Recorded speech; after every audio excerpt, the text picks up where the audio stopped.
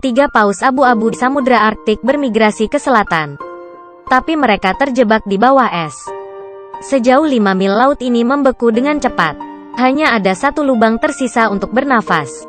Lubang seperti gua terlihat seperti tempat bernafas, tetapi sebenarnya seperti penjara es. Karena mereka tidak bisa berenang sejauh 5 mil. Saat ini, suhu turun dengan cepat dan mulut membeku. Dan kepala paus kecil itu dengan marah menghantam es. Sangat ironis. Di kuburan beku alami ini, apakah ikan paus atau es yang akan menang? Orang-orang Hanbing yang kejamlah yang penuh gairah. Reporter Adam menangkap adegan ini secara tidak sengaja. Semoga seseorang akan membantu. Tapi yang pertama datang ternyata orang Inu.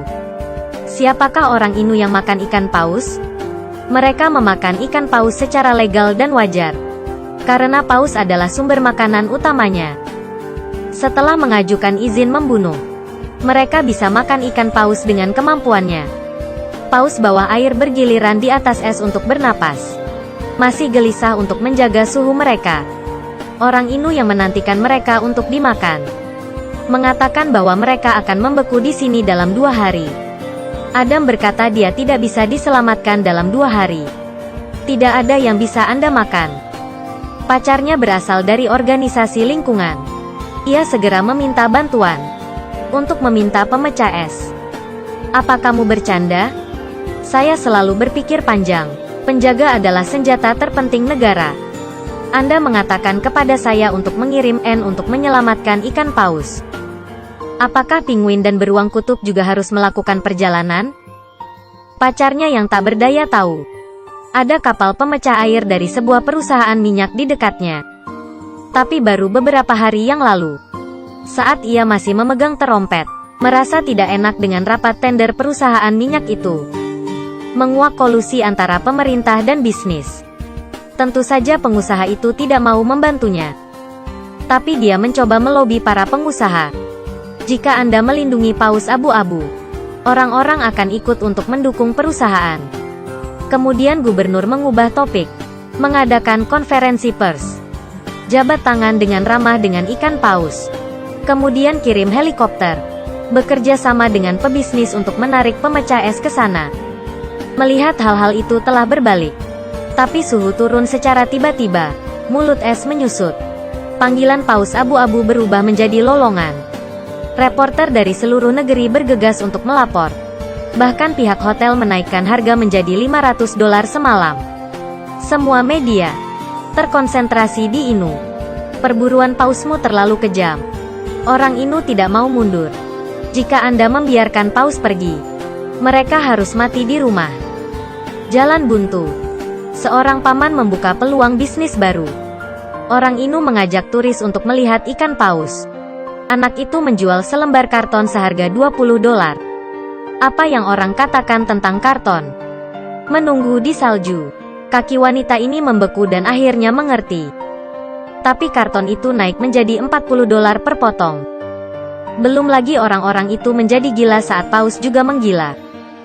Paus kecil itu menghantam mulut es dan wajahnya hancur. Kemudian Inu mengeluarkan gergaji. Ia ingin membuat lubang es lebih besar. Lubang semakin besar dan besar.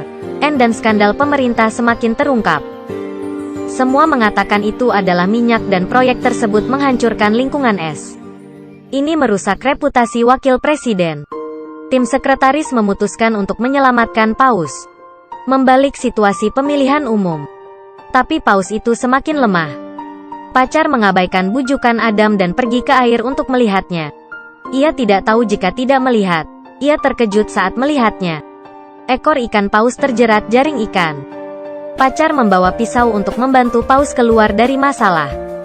Setelah kembali ke darat, pacarnya meneriaki orang-orang jahat itu. Secara kebetulan orang-orang jahat itu datang. Pengusaha itu berpura-pura menyatakan belasungkawa kepada paus. Kapal pemecah es tiba dalam waktu 48 jam. Tapi disemprot oleh ikan paus. Sebenarnya pemecah es itu bergerak sejauh 20 kaki. Setiap langkah helikopter, perahu membeku dan tidak bisa bergerak. Di malam hari, mulut es semakin cepat menutup. Adam mencoba membawa generator hotel untuk menyelamatkan mulut es. Tapi pilot bilang matikan gensetnya. Tapi macet setelah mematikan motor. Ia tidak tahan dengan tekanan udara di kokpit. Kemudian buka jendela dan pintu untuk membiarkan udara bersirkulasi. Suhunya mencapai minus 70 derajat selama penerbangan. Tiba-tiba, pilot memiliki pandangan yang jernih. Tidak menyangka itu akan membeku. Adam sedang terburu-buru untuk datang. Dia dengan terpaksa membantu pilot, memberinya kehangatan dan kenyamanan. Para penyelamat heroik melakukan yang terbaik untuk mencairkan suasana. Tapi itu tidak secepat titik beku. Kabar buruk satu persatu muncul. Kapal pemecah es itu terjebak di lubang es di Samudra Arktik. Kedua pesawat yang menarik perahu hampir bertabrakan. Berharap untuk menjadi lebih baik. Di festival ini, orang Inu semakin menjauh. Untuk membuka jalan es. Biarkan paus abu-abu berenang di sepanjang jalur ini menuju perairan terbuka. Beberapa orang mengatakan bagaimana ini mungkin. Tapi mereka sudah melakukannya. Membuka port es setiap 5 kaki. Biarkan paus bernapas dan beristirahat. Penonton di depan TV berdoa dalam diam. Setelah menggali beberapa lubang es, paus abu-abu masih berdiri diam. Karena cedera bayi paus semakin parah. Ia tidak tega pergi darinya. Dan sisi lainnya, wartawan dan kalangan politik dan bisnis berdebat. Mereka menyediakan tenaga kerja, material dan sumber daya keuangan. Penghargaan untuk menyelamatkan ikan paus. Siapa yang paling diuntungkan? Keseimbangan alam, selembut keseimbangan politik. Saat ini sebuah batu dari gunung lain terbuka. Itu adalah pemecah es raksasa Uni Soviet. Intervensi Soviet tidak bisa diubah. Telegram Gorbachev bernama Reagan. Kapal Soviet segera berangkat. Akhirnya mencapai klimaks dari cerita menegangkan ini. Hampir semua stasiun radio adalah subjek. Tangan Soviet AS membantu ikan paus. Di sini, pemburu paus dan pelatih paus membentuk aliansi. Semua orang bertepuk tangan, menggali jalan keluar es bersama-sama. Setiap satu bongkahan es berdiri seorang reporter. Setiap orang tidak harus berebut. Yang mengejutkan orang hari ini, paus kecil pemberani tampaknya memahami kebaikan orang-orang. Ia benar-benar menahan lukanya. Yang pertama berangkat di sepanjang Bingkou. Ayah paus dan ibu paus mengikuti. Setiap orang sangat termotivasi sekarang. Setiap orang tidak dibedakan oleh identitas dan kepentingan ini. Menjadi nama umum Huabing Master. Tapi hanya dalam tampilan penuh. Paus kecil itu tiba-tiba menghilang secara misterius. Paman menjelaskan bahwa itu tidak bisa bertahan. Ia tenggelam ke dasar laut agar tidak menghalangi orang tua saya. Ayah paus dan ibu paus mengembara untuk waktu yang lama dengan mantap. Adam meletakkan mesin itu, tetap di mulut es dengan pacarnya. Orang Inu menyanyikan himne untuk menyelamatkan jiwa paus. Orang terus menggali es di bawah malam bulan.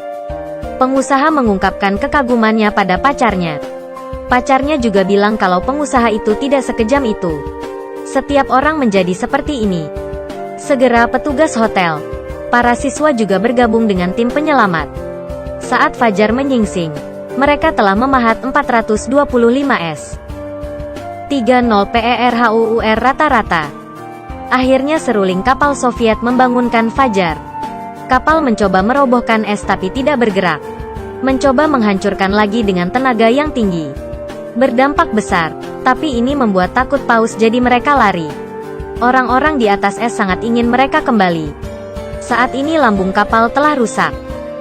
Kapten segera meningkatkan kecepatan hingga 30 knot dan melanjutkan tabrakan.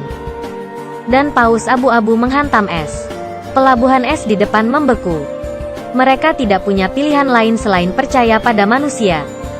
Diiringi dengan suara gemuruh yang mengguncang bumi.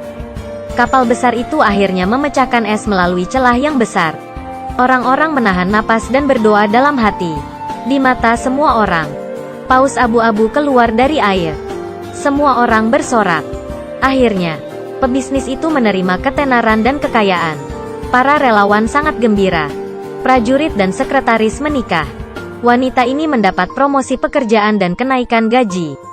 Organisasi perlindungan lingkungan menyambut lebih banyak sukarelawan. Adam menjadi orang senior di media. orang baik mendapat imbalan yang bagus. Ini berdasarkan kejadian nyata. Gua es kecil memberikan sentuhan nyata, membangkitkan perhatian dunia dan menghilangkan keterpisahan orang-orang. Tidak peduli siapa orang itu. Dari menyelamatkan paus hingga memperhatikan perlindungan lingkungan. Proses ini telah menjelaskannya. Kekuatan untuk kebaikan selalu ada di hati.